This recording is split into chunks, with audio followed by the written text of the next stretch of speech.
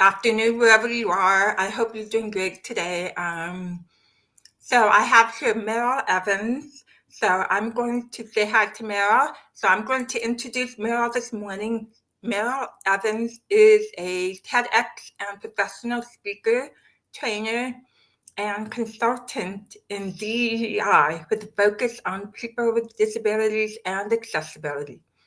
Accessibility and B2B companies bring Meryl in to help them achieve their vision for accessibility and inclusion. She completes accessibility marketing projects, develops training, and manages accessibility problems until their resolution. Meryl has a TEDx Plano talk on accessibility. Be sure to follow her on LinkedIn as she's a LinkedIn top voice for disability advocacy. So, Meryl, how are you this morning? Are you awake? Barely. I woke up way too early. I think I was just so excited to be here with you. How about you? How are you, Rana? I'm all right. I'm all right. I'm awake. I'm happy it's snowing outside because it's been very dry winter for us so far. And so I'm hoping that people join us this morning to learn because I know we've got a lot to learn from you. So I'm just going to go right into the questions. So are you ready for the questions? You Yeah. got yes. Okay. Can you explain the philosophy behind progress over perfection, please? Yeah, you're wearing this sweatshirt. Progress over perfection. Yeah. Yes. So people feel overwhelmed when it comes to getting started with accessibility and involving people with disabilities. It's daunting. That is why I preach progress over perfection approach to disability inclusion and accessibility. Take that first step. It doesn't have to be it doesn't have to be big. Sometimes it'll be small steps, other times big ones. It also means educating, not berating. It means forgiving mistakes and being flexible. And we can always use more kindness. Progress isn't always a straight line. Sometimes you go backward. The key is to keep moving. Yeah, I think I agree with you that people feel overwhelmed. They feel like they have to like maybe go in the back end and fix their code. And no, you don't have to do that just yet. Start on the small things like adding alt text to images and what else? Closed captioning to videos and using the right color contrast and small things like that that are easy to fix, right? Easy, easy. I Yeah. mean, the easiest thing is hashtag. So I am fortunate, a lot of people have shared my recent posts and they're sharing with their own hashtag, which is great. The hashtags they're not capitalized. And I'm like, I, Yeah, I yeah, know. yeah, so I thank people, but I don't want to, I feel like I'm insulting them because they share the content. But hopefully we can get the message out. One of the easiest things you can do is camel case or Pascal case, and that means capitalizing the first letter of each word in a hashtag. That's it. That's it. Yeah, simple, simple. Yeah, no, I haven't put it up online yet, but I'm creating a checklist that you can start with that just simplifies the small things that you can do right away. So I'm going to be releasing that soon, and I'm having tech problems with my website. I don't even want to talk about it. It's just I get it. I get it. Like I'm yeah, great at writing for other people's websites, but when it comes to my own, nope. yeah, exactly. So Meryl, you were born deaf and all hearing family. What was the experience like for you, and how has it shaped you as a person? So I'm grateful for my parents and their advocating for me. They helped me learn how to advocate for myself. Even if I had grown up learning sign language, my family helped me navigate. the hearing world. Considering the majority of the world is hearing, there is always going to be interaction with people who don't know sign language. Growing up in a hearing family and engaging with the world gave me a safe space to learn how to make the most of it. My dad and I shared a love of sports. So I grew up playing a lot of sports, which gave me a lot of confidence. Amazingly enough, my teammates saw me as a teammate, not that deaf girl. No one ever made comment or showed concern, at least not to my face, about having a deaf player on the team. Between sports and being deaf, I grew up very competitive, and I'm still competitive today. Yeah. Yeah. So this gave me the drive to work harder and achieve things. I never wanted anyone to view me as less than capable. So you and your dad loved sports, and what was the sports that you played? I played softball, basketball, soccer, and volleyball, but I did try gymnastics, golf. They didn't last long. So I tried everything pretty much, but I prefer team sports. Yeah. So you play all four of those sports really great? It went up. It depended on the year. Like when I first started out in softball, I was not very good. But by the time I was at 9, I got really good, and I found my passion for first base. I played first base. That was my thing, and I was just fortunate to be a strong softball player. Basketball, I'm not tall.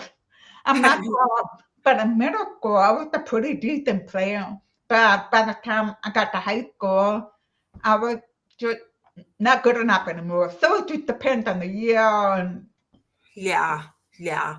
So what do you play now? Do you play any one of those sports regularly? no, not No. in the last couple of decades. I did play tennis for a little while, but after a while, it got to be I have an injury, so I can't play tennis anymore. So but Oh, I am super grateful for sports, not just for the confidence, but it taught me excellent exercise, working out habits at a very young age. So I've never had a time in my life where I just didn't work out at all. So because it was such a habit, like brushing your teeth, I've always worked out. yeah. It's funny because I hated sports, but I was really good at handball. I was really good at handball. And I'm like, how come I didn't keep playing handball? I mean, in school, I nobody had a chance to beat me because I beat everybody in handball. I'm like, why didn't I keep playing? I don't know. When was this? Was Something it was high school or college? When did you play handball? both, both. High So, school, elementary, then not junior high, but junior high, elementary and junior high. But then I wow. stopped, and I don't know why, but I loved it, and I don't know why I stopped. That's interesting because handball never came up when I was growing up. There was never a league or anything about handball. It was Oh, when I was in college, I was playing racquetball that I started seeing people playing yeah, handball in the racquetball court. yeah, Yeah, yes, yes. And yeah, I don't know why I stopped because I really loved it. And maybe you just can such pick it up again. yeah, yeah. I don't know even know people play handball anymore. I don't know. But so so that's really interesting about being on a sports team. So you played all these sports. So how did you communicate with your team members? It's Did a you good have question. That's why I was amazed when I look back. I didn't even realize this until decades after, because volleyball, for example, is a small court with 6 people, and I never had a problem with calling for the ball or my play my teammate club with the ball. We never had, we never smashed each other. And same thing with basketball, passing the ball. There's a lot of passing the ball. Yeah. And I It's just- I don't know how we did it, but we did it. yeah. Yeah, that's great. So it sounds like you had a great start, great preparation for dealing with the hearing world later as an adult. For No. sure. So yeah. Yeah, but of So course it's not all easy. I mean, it's not all sunshine and roses. And as you well know, we run into challenges all the time. oh yeah, yeah, every day. Especially in a hearing family. So sometimes when I see videos with parents that have deaf babies and they're learning sign language, I mean, they're learning home signs, but they're learning sign language on their own. And I'm so happy for them. But I also get a little bit jealous, like, why didn't I have that? It would have been great. I mean, I know, I know there's different reasons why parents don't learn sign language, but But you know it now. You're fluent in sign language now. well, I wouldn't say I'm fluent because I don't talk to any deaf people now very much. But I know enough to be in a room with deaf people and be fine, but not Yeah. fluent anymore. And that's exactly why I haven't learned sign language, because there was no one in my life who's fluent. And Yeah. when you can practice a language, any language, you lose it, right? I took 3 years of Spanish, and of course I forgot it all. So Yeah. yeah, all of that. I mean, I still remember hola, Oh como yeah. esta. Yeah. Yeah. Well, that's another thing too, is that um my parents are fluent in Spanish, Awesome. but I didn't Are grow up you? speaking it. My parents are fluent in Spanish, But you're but not? my mom and dad, yeah. Yeah, but what Yeah. about you? They didn't speak it at home very much. Okay. Because my dad, once he started going to school, they didn't let him speak Spanish in school. Uh-huh. He That's had to rough. learn English. So I think that kind of, and the whole, was very complicated. But yeah, so I didn't grow up speaking it. I grew up around it, my grandparents and extended family. So, but, so Meryl, are you ready for the next question? I Oh, I want to say hi to some people that are in the chat.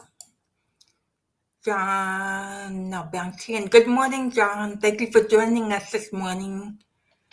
And then JJ Hoffman says, I didn't know about the capitalization issues and hashtags. That's good now. Is that something that would help with earlier labels too? I'm not sure I can answer that question. Can you, Meryl? I'm sorry. Say Can that again, please. can you see the question on the screen from JJ Hoffman? Oh, I'll read it. I didn't know about the capitalization issues in hashtags. That's a good knowledge. Is that something that would help with all your labels too? Aria is behind the scenes, so it's a different thing. The hashtags are in content. Aria is more focused on like forum, interaction. I keep I saying know. interactive components. So that's a separate thing. They're not tied together really. Yeah. It's more technical, JJ. Correct. And I'm not a technical person. So, but thank you. That's a great question. And Brenda says hello from Detroit. Hello, Brenda. Great to see you this morning. And then LinkedIn user, thanks for joining us. Any questions? Was that you? It wasn't me. Yeah, that was me. Oh, okay. You're I on don't know quite why good it's private. showing me as LinkedIn user. Yeah, yeah, because you have to go in your privacy settings so that everybody can see you. Yeah, I can show you how to Oh, do it. that's weird because it shows up on LinkedIn correctly with my name. It, in Restream, it's showing up. I don't know. I don't know. No. That is strange. Anyway, that was Mara asking if anyone had questions. So I appreciate your questions. So, Meryl, you have worked in digital marketing for many years now, and then you pivoted to working in accessibility and inclusion. So, what encouraged you to pivot? A long-time client have been encouraging me to jump into video. I wasn't shy about speaking or appearing in video. However, I was realistic. I knew I had an accent that here from nowhere that you could travel through. So I wasn't sure how people would respond to my accent. I made a 20-second video asking a question. I captioned it. The response was tremendous. So I started making videos mostly about marketing. Then marketing services was my core business. In making these videos, I learned how to caption them. I've been a caption viewer for many, many years, but I had never been the captioner. So it led to me to making videos on why adding caption is only part of the equation for high quality accessible caption. Fast forward to 2019. I was invited to my first accessibility conference to talk about caption. When I got there, I felt like I had finally found my passion, my life's purpose, and where I could make a difference. I knew I wanted to work in accessibility, but I wasn't sure how. The founder of an accessibility consultancy saw my post on LinkedIn and brought me on as a marketer. That was the big step toward accessibility. And then someone who saw me speak at the conference invited me to speak at their meetup. The speaking invitation snowballed from there and leading to TEDx as well as paid speaking engagement. Her inviting me to speak, followed by many other invitations, told me that my accent was not a problem. It was about what I shared.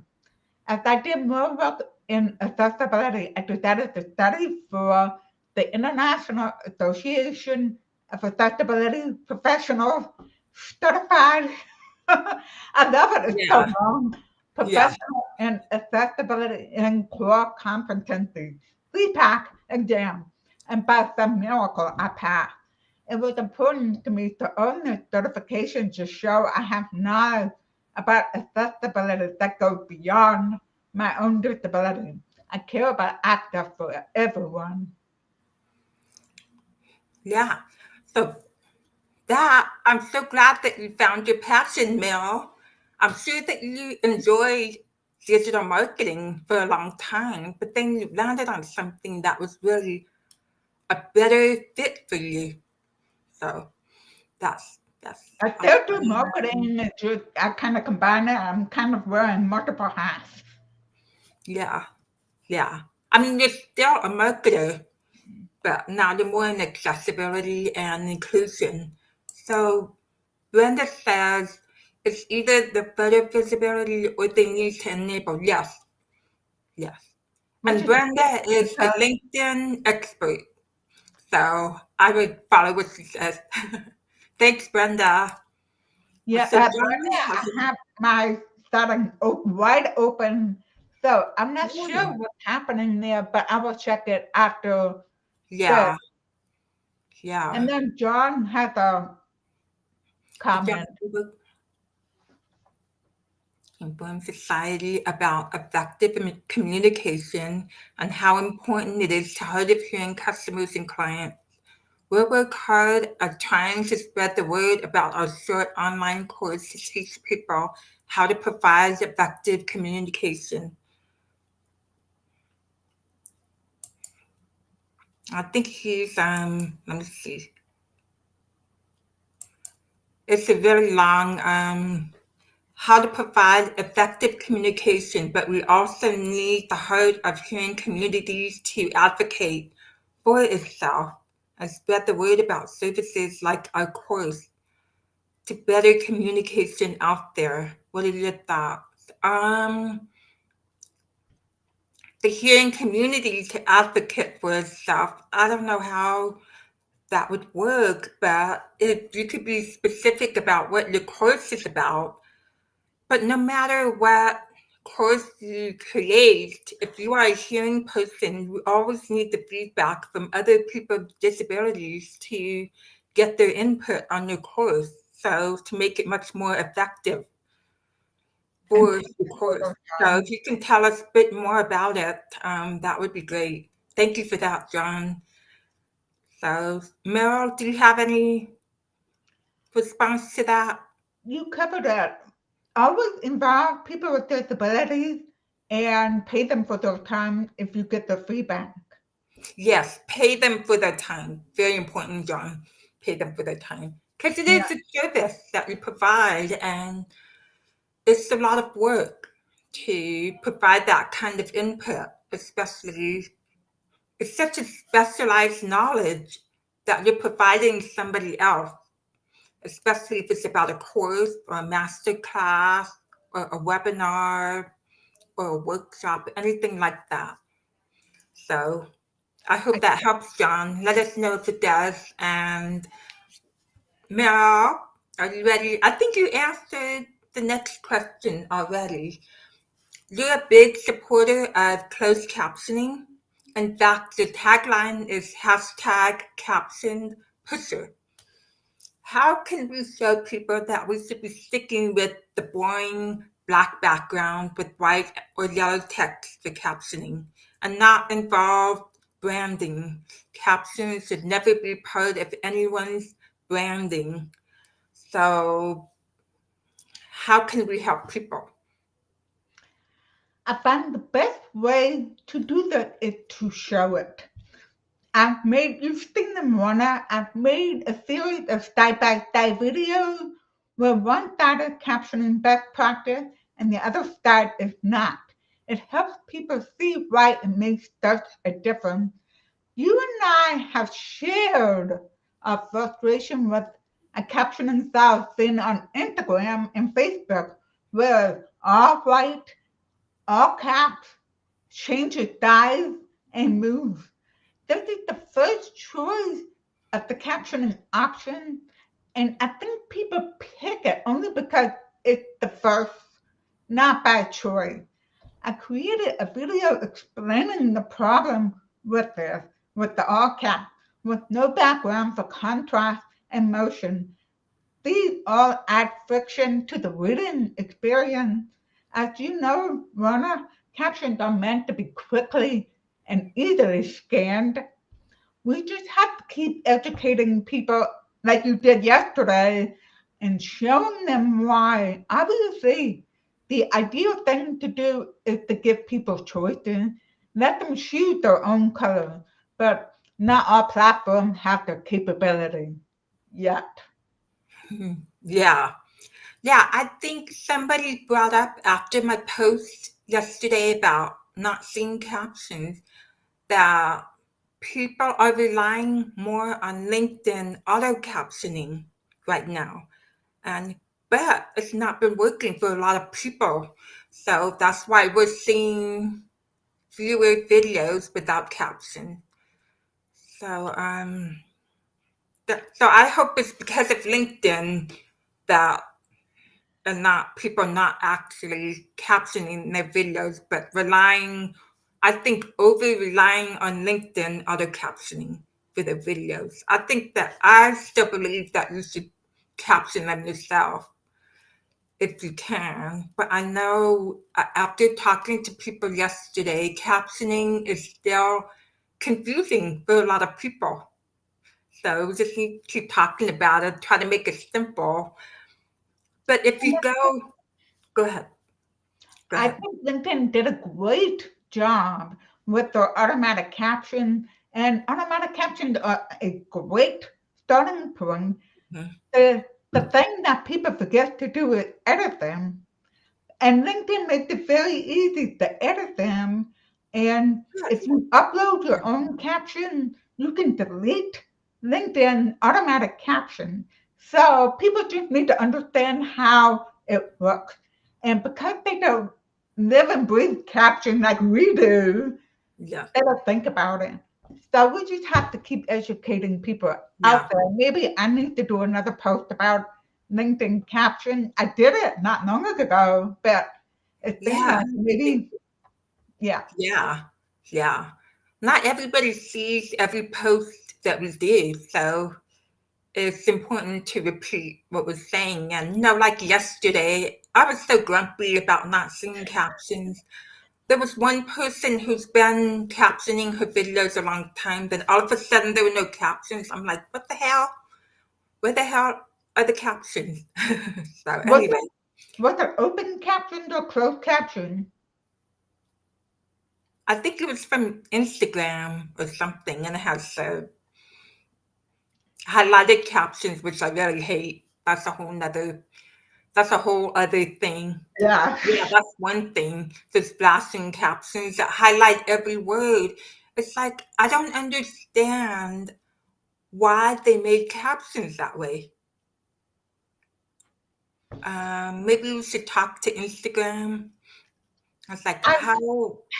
I tagged Instagram, Facebook about this, then the problem is the cheese companies, so they probably get so tagged a lot. So our suggestion get lost. Yeah, yeah. Just have to keep begging them. So John says, and yes, the course is made for hearing people to learn how to communicate effectively. The hard of hearing and deaf members have and continue to monitor the course so that is correct. It's called the Better to Connect Academy.com. Okay, so John, are you going to have a segment in that course about communicating effectively with deaf and hard of hearing people?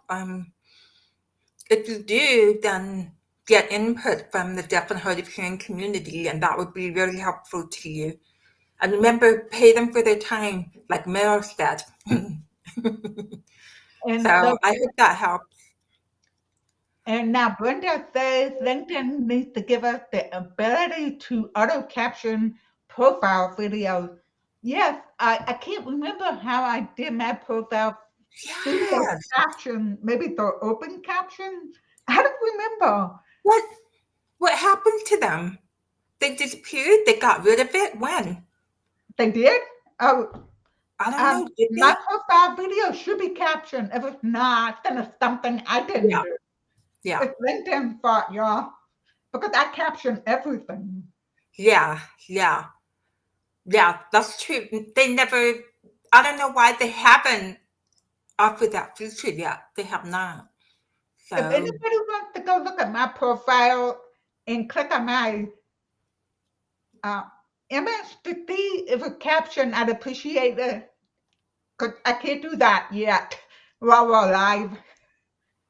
yeah, they are captioned. I saw your profile video yesterday and it is captioned. Oh, Yeah. Yeah. I don't watch my stuff so I can remember.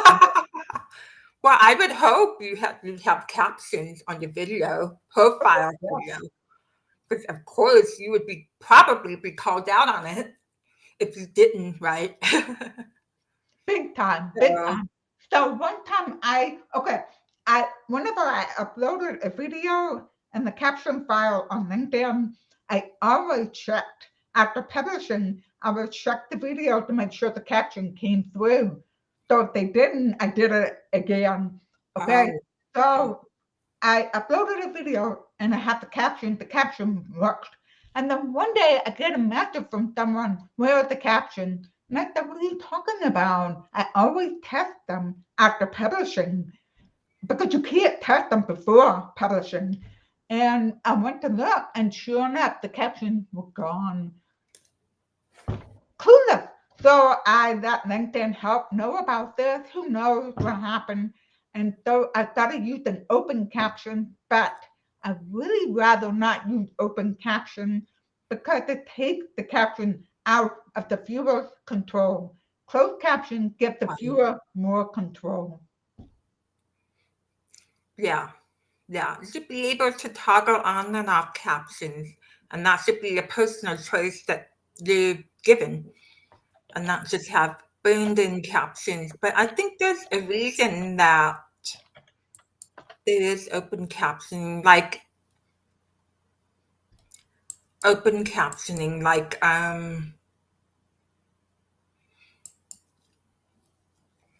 hard of hearing deaf. Yeah.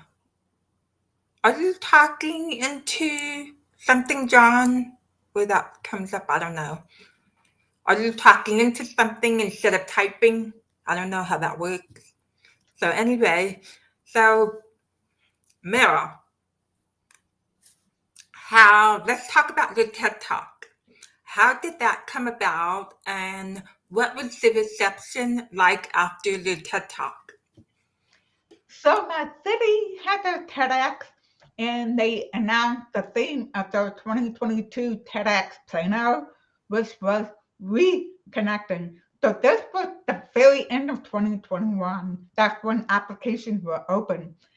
And I thought that was the sign I needed to apply. I had applied once before and didn't get in, but my submission wasn't very good. This one was just connected with me more, connected. So um, this was a great thing because it reflected 2 years of doing life together while apart during COVID, right? And the Yeah. time had come to reconnect. I knew I needed to sign up for that. And after instantly had me recalling how the pandemic changed my personal life and career. And it was because of captioned video call. It took months before my video was posted. The other people speaking at the same TEDx all had their videos posted. We couldn't figure out why they delayed. It turned out TEDx featured my video as an editor's pick. That was a huge Yeah. honor and surprise. But the first thing I had to do was caption it. TEDx talks are captioned by volunteers. You cannot caption the video before it's live. You have to Right. wait till after it's live. So it took a lot of work behind the scenes to get access to the videos to caption it. After I captioned it, I had to find somebody to review the caption because they require someone to do the caption and then someone to review them. And that's a great process because just like writing an article, you write the article and then somebody else edits the article. Same thing. Yeah. Anyway, it took about almost 2 weeks before we got the caption live. And the part that amazes me is that the talk is now available in 5 languages. So I appreciate the volunteers who translated my talk into Spanish, Portuguese, Arabic, and Polish. And I found the Polish one very cool because my grandfather was from Poland. Oh. Oh, that's awesome. So it's in Polish, so 5 languages. I wasn't aware of that. And no, I thought that TEDx talk was so incredible because it showed an example of what it's like to be deaf, and it's like taking everything in context and having to figure out what's really going on, getting the full picture of what's going on when we talk to people. So we have this passage of words with a lot of blanks. And yeah, and that really hit me because that's exactly what it's like. I mean, me and you have very similar experiences growing up. Yeah, we both we both have hearing families. We both grew up speaking. So it's that experience. I said, yes, that's exactly what it's like. So do you feel like put that in great? Do you feel like people have better understanding now? What kind of do you still get contacted by people about your TED Talk? Yes, in And fact, yes. In yeah, fact, last week I was talking to somebody about an upcoming event unrelated, and the next day she sent me a message and that I watched your TED Talk. It was so amazing. So that just makes my day. Uh, yeah, yeah, one thing I one thing I'm so grateful for the TEDx people. They obviously know the importance of accessibility. But the problem is a lot of people are not listening. They're not watching the content. And I'm not just talking about my TEDx, but I have checked out many TEDx videos that have to do with accessibility and disability. And I noticed they don't have quite the number of views as other videos that are more general topics. And it reminds me you can lead a horse to water, but you can't make it drink. yeah, So my challenge these days is reaching out to the people who are not aware or sold on accessibility and inclusion yet.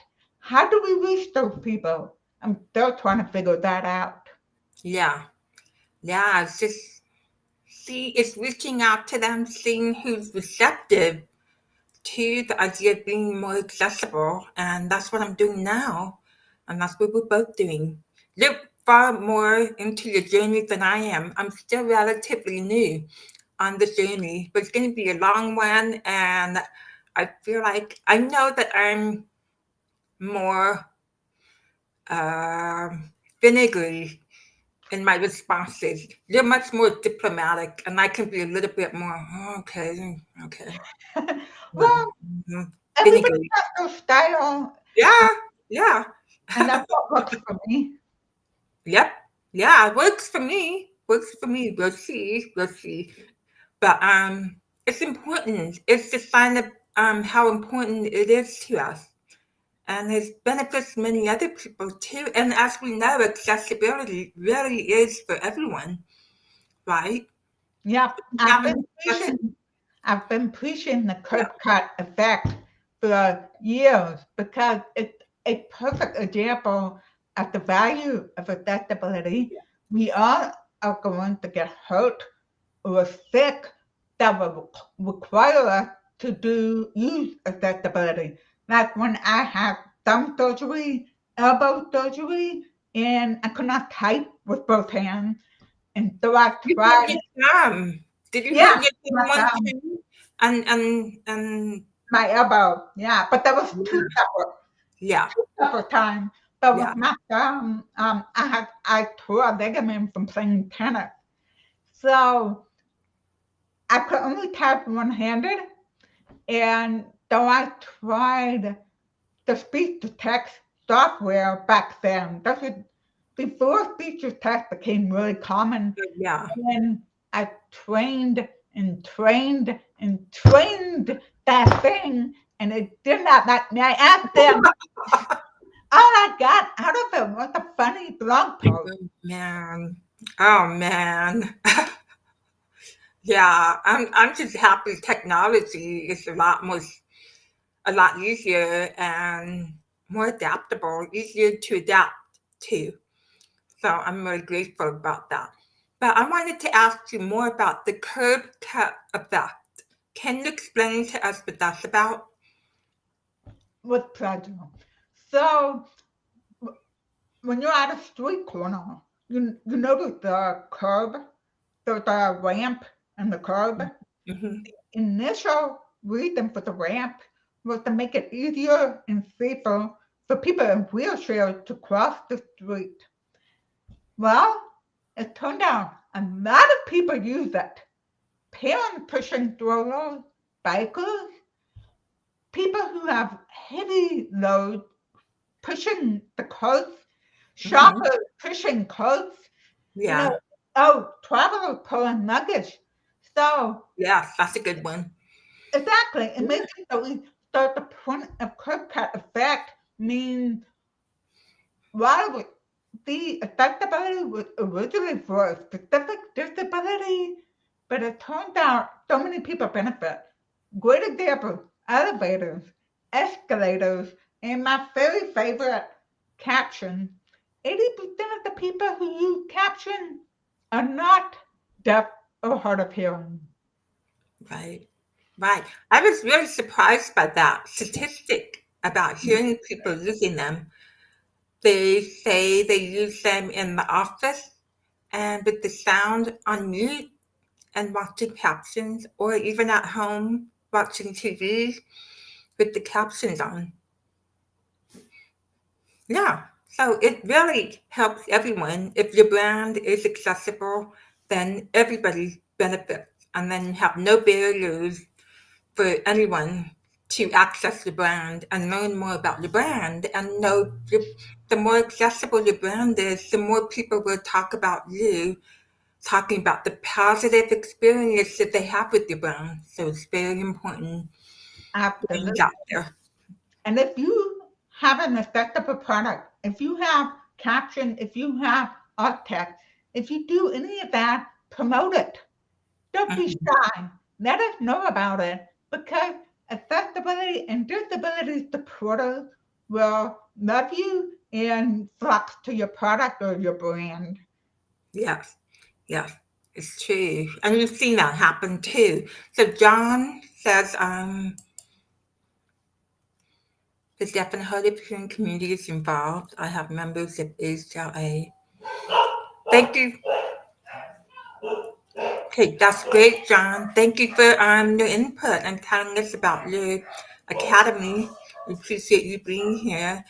And so, Meryl, it is coming on 45 minutes now. Do you have any last words for people watching?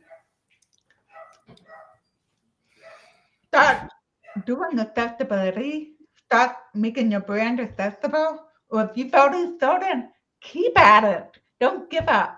And think progress over perfection. Always be kind. And if somebody disagrees with you, don't get defensive. Instead, try to talk through it and let them know your perspective. So just make progress every day. Every bit helps. Yeah, I love that. I love that. Progress over perfection. And don't give up. You'll stumble in the beginning when you're learning more about accessibility. So that's why you reach out to professionals like Meryl and me to help you make your brand more accessible.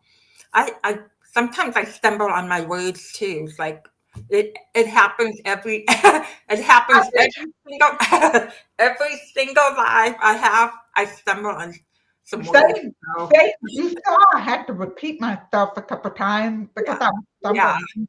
yeah, yeah, Especially when you're saying IAAPC pack and spelling it out. yeah, yeah. And then sometimes I don't know. Sometimes my brain is faster when I'm seeing the word, then it kind of skips over it. So anyway. So anyway, thank you everyone for joining us this morning, this evening. Thank you, Meryl, for being here. I really appreciate you being here. And I want to let everybody know that I'll be taking a couple of weeks off in February, but I'll be coming back February 28th with a special guest. So tune in then, and I'll be seeing you at the end of the month. Have a great day, everybody, or evening. Bye.